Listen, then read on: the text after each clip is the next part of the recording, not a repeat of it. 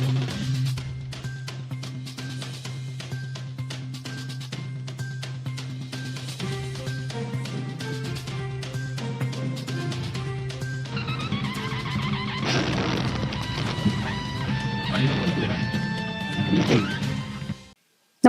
आपण पाहता हिरकणी न्यूज.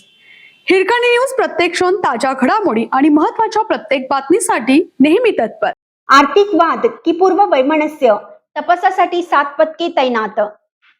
सराईत गुंड सूरज साखरेवरील गोळीबाराचा तपास करण्यासाठी 7 पथके तैनात करण्यात आली असून स्थानिक गुन्हे अन्वेषण करवीर आणि पोलिसांच्या आणि शहराच्या पोलीस ठाण्यातील एका पथकाचा समावेश आहे.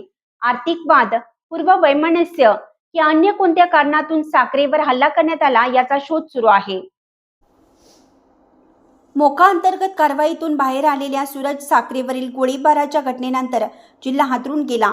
याचा तपास तातडीनं करण्यासाठी पोलीस अधीक्षक निलोत्पल यांनी स्थानिक गुन्हे अन्वेषण लक्ष्मीपुरी, शाहूपुरी, राजारामपुरी आणि करवीर पोलीस ठाण्यातील सर्व अधिकाऱ्यांना तपासाचे मुद्दे दिले आहेत. प्रत्येक अधिकाऱ्यावर एक जबाबदारी दिली असून सर्व शक्यता पडताळून पाहण्याच्या सूचना दिल्या आहेत. परिसरातील सीसीटीव्ही फुटेज, मोबाईल डिटेल्स, गहाळ मोपेडची चौकशी, शस्त्र तस्कर आणि त्याच्या संपर्कात कोण कोण आले आहेत याची कुंडली तयार करणं, शहरातील सराईत गुंड सूरज साखरेचे व्यवहार, त्याचे वैमनस्य कोणासोबत होतं त्याची माहिती घेण्याची कामे सुरू आहेत. सूरज साखरेवर सुपारी देऊन हल्ला केला का याचाही शोध पोलीस घेत आहेत. हल्लेखोरांनी वापरलेली मोपेड, शस्त्र याबाबतची माहिती सीसीटीव्हीच्या आधारे गोळा केली जात आहे. यासोबत रेकॉर्डवरील सर्व आरोपींचे लोकेशन तपासण्याचं कामही सुरू असून यासाठी सायबरची मदत घेतली जाणार आहे.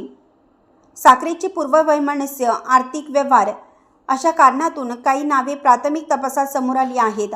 यावरून पोलिसांनी काही संशयितांकडे चौकशीही केली आहे. जुना राजवाडा, करवीर, लक्ष्मीपुरी पोलिसांना ही जबाबदारी दिली आहे.